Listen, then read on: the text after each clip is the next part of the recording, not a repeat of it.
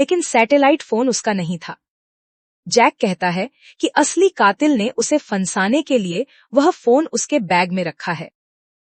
तभी केविन जल्दी से कहता है कि उन्हें उसी सैटेलाइट फोन से तुरंत मदद मांगनी चाहिए, लेकिन क्रिस्टी बताती है कि वह पहले ही कोशिश कर चुकी है। फोन में पासवर्ड लगा हुआ है और बिना पासवर्ड के फोन इस्तेमाल नहीं हो सकता। अब क्योंकि फोन जैक के बैग से मिला था, इसलिए सभी को लगता है कि पासवर्ड सिर्फ जैक को ही पता होगा। लेकिन जैक बार बार कहता है कि फोन उसका नहीं है, उसे कोई पासवर्ड नहीं पता। अब डैनी गुस्से में जैक पर हमला कर देता है, लेकिन केविन उसे रोकते हुए कहता है कि अगर उन्होंने जैक को मार दिया तो फोन कभी अनलॉक नहीं होगा और फिर वे लोग यहां से कभी बाहर नहीं निकल पाएंगे। इसलिए फिलहाल जैक का जिंदा रहना जरूरी था। इसके बाद वे लोग जैक को बांध देते हैं। अब बचे हुए 4 लोग फैसला करते हैं कि किसी को जैक से सच उगलवाना होगा और आखिरकार यह जिम्मेदारी डॉक्टर केविन को दी जाती है। केविन जैक के पास जाकर एक बार फिर उससे पासवर्ड पूछता है, लेकिन जैक फिर वही जवाब देता है, उसे कुछ नहीं। अब मजबूर होकर केविन उसे टॉर्चर करना शुरू कर देता है। वह उसके नाखून उखाड़ने लगता है। उधर उसी समय क्रिस्टी, डैनी और एमी पहाड़ पर लगे जीपीएस डिवाइस को चेक करने निकलते हैं। वहां पहुंचकर वे लोग दंग रह जाते हैं, क्योंकि किसी ने जीपीएस डिवाइस की वायर निकाल दी थी। मतलब इतने समय से कोई सिग्नल बाहर जा ही नहीं रहा था। क्रिस्टी जल्दी से वायर वापस जोड़ती है और आखिरकार जीपीएस डिवाइस दोबारा चालू हो जाती है। उनकी लोकेशन अमेरिका तक पहुंच जाती है, जहां लोग कई दिनों से उस लापता विमान को खोजने की कोशिश कर रहे थे। लेकिन समस्या यह थी कि लोकेशन अमेज़न जंगल के उस हिस्से में थी जो अमेरिका की सीमा के बाहर आता था। ऊपर से एयरलाइन भी अमेरिकी रजिस्टर नहीं थी, इसलिए अमेरिकी सेना वहां सीधे नहीं जा सकती थी। इसी दौरान एक सरकारी इन्वेस्टिगेटर, जिसका नाम क्लेयर था, एयरलाइन के ऑफिस पहुंचती है।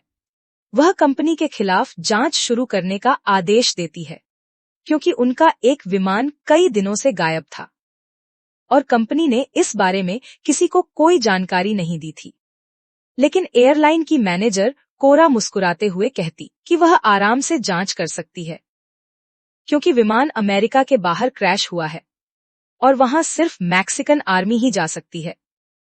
इसी दौरान एक बड़ा खुलासा होता है।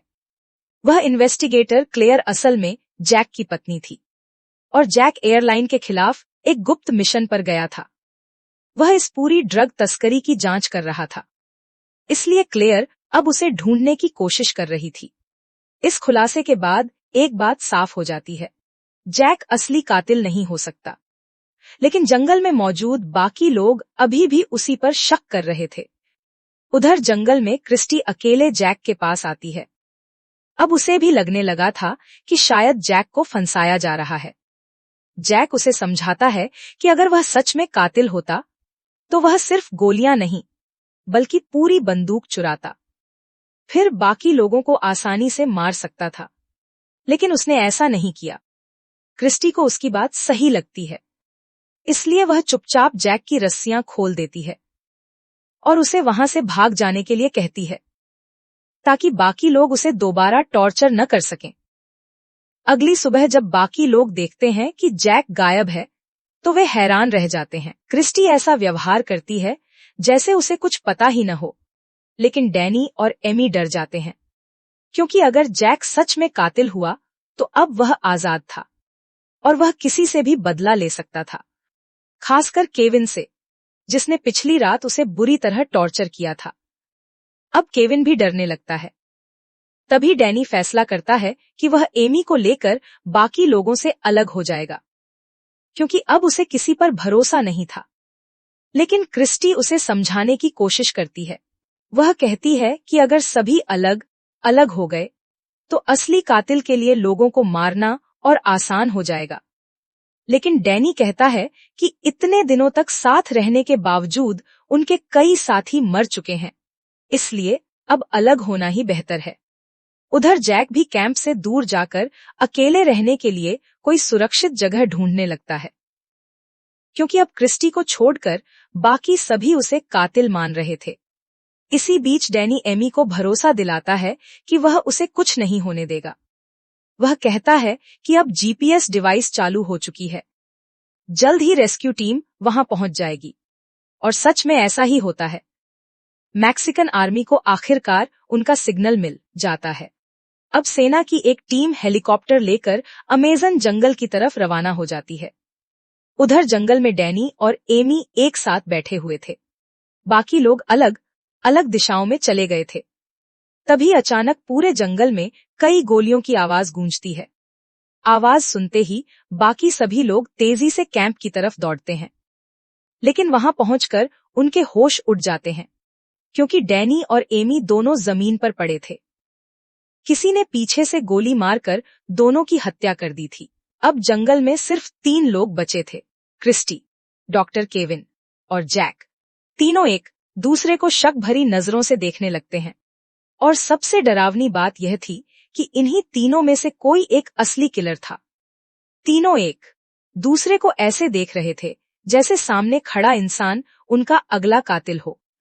क्रिस्टी के मन में सबसे ज्यादा शक जैक पर था, क्योंकि पिछली रात उसने खुद जैक को आजाद किया था और उसके कुछ ही समय बाद डैनी और एमी मारे जा चुके थे।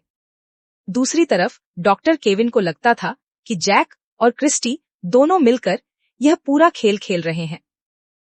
आखिर अगर क्रिस्टी को जैक पर भरोसा नहीं था, तो उसने उसे बिना किसी को बताए रात में आजाद क्यों किया? इसी बीच आसमान में मैक्सिकन आर्मी का हेलीकॉप्टर दिखाई देता है। उम्मीद की एक किरण आखिरकार उनके सिर के ऊपर मंडरा रही थी, लेकिन किस्मत अभी भी उनका साथ देने को तैयार नहीं थी। घने जंगल और भारी कोहरे की वजह से हेलीकॉप्टर के पायलट को नीचे कुछ भी दिखाई नहीं देता। वो लोग कई बार पूरे इलाके के चक्कर लगाते हैं, प्लेन का मलबा ढूंढने की कोशिश करते हैं। नीचे तीनों सर्वाइवर एक दूसरे पर बंदूक ताने खड़े रहते हैं। हर कोई दूसरे को शक की नजर से देख रहा था। जब क्रिस्टी बार बार जैक पर इल्जाम लगा रही होती है, तभी जैक अचानक डॉक्टर केविन पर शक जाहिर करता है, लेकिन केविन तुरंत जवाब देता है। वह याद दिलाता है कि उसने ही पहाड़ पर क्रिस्टी की जान बचाई थी। अगर वही किलर होता तो वह उसे मरने के लिए छोड़ देता। अब समस्या यह थी कि तीनों के पास एक दूसरे के खिलाफ ऐसे तर्क थे जो उन्हें किलर साबित कर सकते थे, लेकिन साथ ही ऐसे सबूत भी थे जो उन्हें बेगुनाह दिखाते थे। इसी बहस के बीच उनकी नजर दोबारा ऊपर जाती है। हेलीकॉप्टर फिर उनके ऊपर से गुजर रहा था, मतलब जीपीएस डिवाइस का सिग्नल आखिरकार आर्मी तक पहुंच चुका था। लेकिन तभी कोहरा और घना हो जाता है। पायलट समझ जाता है कि अगर उसने और नीचे उड़ने की कोशिश की तो हेलीकॉप्टर पहाड़ों से टकरा सकता है। मजबूर होकर आर्मी वापस लौट जाती है और फैसला करती है कि अगले दिन मौसम साफ होने पर फिर लौटेगी। नीचे मौजूद तीनों लोग भी समझ जाते हैं कि उन्हें अभी एक और रात इस मौत के जंगल में गुजारनी होगी। तभी जैक एक योजना बताता है। वह कहता है कि जब आर्मी दोबारा आएगी, तब उन्हें ऐसा निशान बनाना होगा जिसे आसमान से आसानी से देखा जा सके। लेकिन क्रिस्टी डॉक्टर केविन के पास बंदूक होने की वजह से उसके साथ काम करने को तैयार नहीं होती। यह देखकर केविन खुद को निर्दोष साबित करने की कोशिश करता है। वह अपनी बंदूक जमीन पर रख देता है, एक करके सारी गोलियां निकालता है, उन्हें पास के तालाब में फेंक देता है। अब उसके पास कोई हथियार नहीं बचता। हालात थोड़े शांत होने के बाद क्रिस्टी नया प्लान बनाती है। वह कहती है कि वे पहाड़ की चोटी पर जाकर सूखी पत्तियों में आग लगाएंगे, ताकि धुआं देखकर हेलीकॉप्टर उन्हें पहचान सके। लेकिन डॉक्टर केविन जैक के साथ ऊपर जाने को तैयार नहीं होता। उसे डर था कि पिछली रात उसने जैक को टॉर्चर किया था। अगर जैक सच में किलर हुआ तो वह बदला जरूर लेगा। इसलिए आखिरकार तय होता है कि क्रिस्टी और जैक दोनों साथ में पहाड़ पर जाएंगे, क्योंकि क्रिस्टी ही वह इंसान थी जिसने जैक को आजाद किया था। अब उसे ही उसके साथ रहना होगा। दोनों पहाड़ की तरफ बढ़ने लगते हैं, लेकिन टॉर्चर की वजह से जैक ठीक से चल नहीं पा रहा था। क्रिस्टी उसे थोड़ी देर आराम करने के लिए कहती है। फिर दोनों बैठकर बातें करने लगते हैं। वो चर्चा करते हैं कि कैसे उनकी जिंदगी कुछ दिनों में पूरी तरह बदल गई और कैसे वे मौत से घिरे इस जंगल में फंस गए। इसी दौरान क्रिस्टी एक बात कबूल करती है। वह कहती है कि उसे नहीं लगता जैक किलर है, बल्कि उसके अनुसार असली किलर डॉक्टर केविन है। दोनों बातचीत कर ही रहे होते हैं कि तभी अचानक धड़ाम, गोली चलने की आवाज पूरे जंगल में गूंज उठती है। दोनों समझ जाते हैं कि गोली उनके कैंप की तरफ से चली है और फिर वे बिना समय गंवाए वापस नीचे दौड़ पड़ते हैं। लेकिन कैंप पहुंचकर जो दृश्य उनके सामने आता है, उसे देखकर दोनों सन्न रह जाते हैं। डॉक्टर केविन मर चुका था। उसे पीछे से गोली मारी गई थी। उसकी लाश तालाब गिरी हुई थी और पानी में रहने वाली मछलियों ने उसका चेहरा बुरी तरह नोच दिया था। कुछ हिस्से तो पहचानने लायक भी नहीं बचे थे। अब जैक और क्रिस्टी पूरी तरह सदमे में थे, क्योंकि जिसे वे किलर समझ रहे थे, वह खुद मारा जा चुका था। और सबसे बड़ी बात, जब केविन मरा, तब जैक और क्रिस्टी दोनों एक दूसरे के साथ थे। मतलब उनमें से कोई भी उसे नहीं मार सकता था। तो फिर उसे मारा किसने? क्या इस जंगल में उनके अलावा कोई और भी मौजूद था? यह सवाल अब पहले से कहीं ज्यादा डरावना हो चुका था। आखिरकार दोनों फैसला करते हैं कि यह रात वे प्लेन के अंदर बिताएंगे और सुबह होते ही फिर पहाड़ पर जाकर सिग्नल देने की कोशिश करेंगे। लेकिन दुर्भाग्य उनका पीछा नहीं छोड़ता। अगले दिन भी पहाड़ के ऊपर घना कोहरा छाया रहता है। इसलिए दोनों जीपीएस डिवाइस के पास बैठकर इंतजार करने लगते हैं। उन्हें पता था कि हेलीकॉप्टर कभी भी लौट सकता है। इसी दौरान जैक आखिरकार अपना सबसे बड़ा राज बताता है। वह कहता है कि वह कोई साधारण इंश्योरेंस इन्वेस्टिगेटर नहीं है। असल में वह एक सरकारी एजेंट है। उसे इस एयरलाइन के खिलाफ चल रही ड्रग तस्करी की जांच के लिए भेजा गया था। लेकिन किसी तरह उसकी पहचान लीक हो गई और फिर पूरी फ्लाइट को जानबूझकर जंगल में क्रैश करवा दिया गया, ताकि सच्चाई हमेशा के लिए दफन हो जाए। इसके बाद जैक अपनी पत्नी क्लेयर के बारे में भी बताता है। वह कहता है कि क्लेयर भी उसी की तरह इन्वेस्टिगेटर है और वह कभी हार नहीं मानेगी। चाहे पूरी दुनिया उसे मृत मान ले, वह उसे ढूंढती रहेगी। उधर दूसरी तरफ क्लेयर को दिखाया जाता है।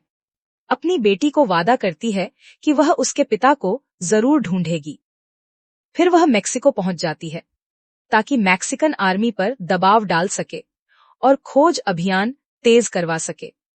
इधर पहाड़ पर सूरज निकलने के साथ कोहरा थोड़ा कम होने लगता है। तभी अचानक दोनों को महसूस होता है कि आसपास कोई मौजूद है। क्रिस्टी कहती है कि जैक के पैर में चोट लगी है, इसलिए वह यहीं रुके, और वह खुद जाकर देखती है कि आवाज कहां से आ रही है। हालांकि चारों तरफ अभी भी कोहरा था, फिर भी जैक उसके पीछे बढ़ने लगता है। अचानक कोई पीछे से क्रिस्टी के सिर पर जोरदार वार करता है। क्रिस्टी जमीन पर गिरते ही बेहोश हो जाती है और पहली बार असली किलर सामने आता है। उसने काले कपड़े पहन रखे थे, चेहरे पर मास्क था ताकि कोई उसे पहचान न सके। वह धीरे धीरे क्रिस्टी की बंदूक उठाता है और फिर जैक की तरफ बढ़ने लगता है।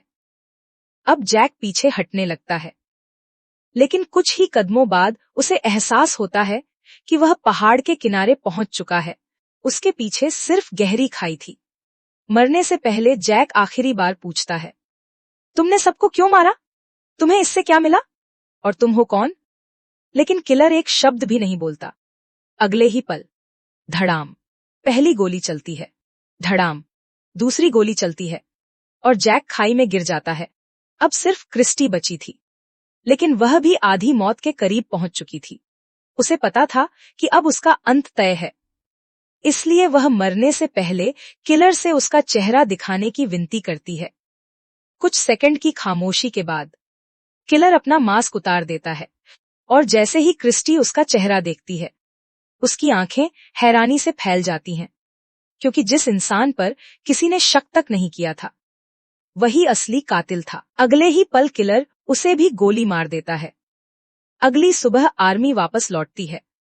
अब कोहरा काफी कम हो चुका था। उन्हें जीपीएस डिवाइस का सिग्नल मिल जाता है और आखिरकार उन्हें क्रैश हुआ प्लेन भी दिखाई दे जाता है।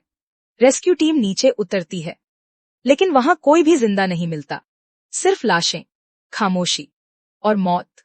जांच के दौरान उन्हें प्लेन का टूटा हुआ हिस्सा मिलता है, लेकिन एक अजीब बात सामने आती है।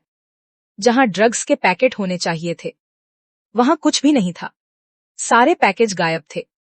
कुछ समय बाद सभी 9 लाशें एक जगह लाइन से रखी हुई मिलती हैं। फिर उन्हें फॉरेंसिक जांच के लिए आर्मी बेस भेज दिया जाता है। उधर क्लेयर को बताया जाता है कि प्लेन मिल गया है, लेकिन वहां किसी के भी जीवित बचने की उम्मीद नहीं है और मृतकों में उसका पति जैक भी शामिल है। यह सुनकर क्लेयर पूरी तरह टूट जाती है। लेकिन अभी एक और भयावह खेल बाकी था। फॉरेंसिक जांच के लिए एक मर जाता है, लेकिन रास्ते में ही उसे रोक लिया जाता है। एक नकली इंटरव्यू के बहाने उसे अकेला किया जाता है और फिर उसकी हत्या कर दी जाती है। उसकी पहचान चुराकर कोई दूसरा इंसान आर्मी बेस में घुस जाता है। उधर मॉर्चरी में 9 बॉडी बैग रखे होते हैं और तभी एक बैग के अंदर हलचल होती है। धीरे धीरे चाकू बैग को काटता है और अंदर से एक इंसान बाहर निकल आता है। वह जिंदा था और वही असली किलर था। यहाँ पूरी कहानी का सबसे बड़ा ट्विस्ट सामने आता है। वह इंसान और कोई नहीं, बल्कि डॉक्टर केविन था। हाँ, वही केविन जिसे सब मरा हुआ समझ रहे थे। अब केविन एक एक करके सभी बॉडी बैग खोलने लगता है। इसी दौरान कोरा भी उसी डॉक्टर की आईडी इस्तेमाल करके अंदर पहुंच जाता है और जब दोनों आमने सामने आते हैं तो वे खुशी से एक दूसरे को गले लगा लेते हैं। मतलब शुरू से ही केविन और कोरा एक साथ थे। असल में केविन का असली मकसद ड्रग्स के पैकेट्स को बाहर निकालना था, इसीलिए उसने एक एक करके सभी यात्रियों की हत्या की, फिर उन लाशों के अंदर ड्रग्स छुपा दिए। यही कारण था कि आर्मी को प्लेन में कुछ नहीं मिला, क्योंकि ड्रग्स पहले ही शवों के अंदर छिपाए जा चुके थे और केविन खुद भी एक लाश बनकर उसी मॉर्चरी तक पहुंच गया था। इसके बाद दोनों सारे पैकेट निकाल लेते हैं। फिर सबूत मिटाने के लिए सभी बॉडी बैग्स पर केमिकल डालते हैं और पूरी लैब में आग लगा देते हैं। बाहर क्लेयर और सैनिक अंदर आने ही वाले होते हैं कि अचानक भयंकर विस्फोट हो जाता है। हर तरफ अफरा तफरी मच जाती है। सैनिक आग बुझाने में लग जाते हैं। इसी मौके का फायदा उठाकर केविन और कोरा भाग निकलते हैं। लेकिन कहानी यहीं खत्म नहीं होती। कुछ देर बाद जांच के दौरान एक चौंकाने वाला सिग्नल मिलता है। जैक जिंदा था, 2 गोलियां लगने और पहाड़ से गिरने के बावजूद। असल में कोहरे की वजह से गोलियां उसे पूरी तरह नहीं लगी थीं और गिरते समय वह एक पेड़ में अटक गया था, इसीलिए वह बच गया। जब क्लेयर को यह खबर मिलती है तो उसकी आंखों में फिर उम्मीद लौट आती है। जैक को अस्पताल ले जाया जाता है और डॉक्टर बताते हैं कि अब वह खतरे से बाहर है। बाद में जैक को पता चलता है कि रिकॉर्ड में डॉक्टर केविन नाम का कोई व्यक्ति था ही नहीं। तभी उसे समझ आता है कि असली कातिल शुरू से वही था, एक नकली पहचान वाला हत्यारा। जैक और आर्मी कोरा के घर पहुंचते हैं। उधर केविन और कोरा अपनी जीत का जश्न मना रहे होते हैं। उसने उसके खाने में जहरीले जंगली मशरूम मिला दिए थे। कुछ समय बाद कोरा भी मर जाती है। अब केविन अकेले सारे ड्रग्स लेकर एक छोटे विमान से भागने की कोशिश करता है, लेकिन तभी जैक वहां पहुंच जाता है और उस पर फायर कर देता है। एक गोली विमान के फ्यूल टैंक में लगती है। फ्यूल तेजी से लीक होने लगता है। विमान नियंत्रण खो देता है और आखिरकार वही विमान उसी इलाके में जाकर क्रैश हो जाता है जहां यह पूरी खूनी कहानी शुरू हुई थी। डॉक्टर केविन वहीं मर जाता है, उसी धरती पर जहां उसने एक एक करके सबकी जान ली थी। और इसी के साथ इस रहस्यमयी, सस्पेंस और ट्विस्ट से भरी कहानी का अंत हो जाता है।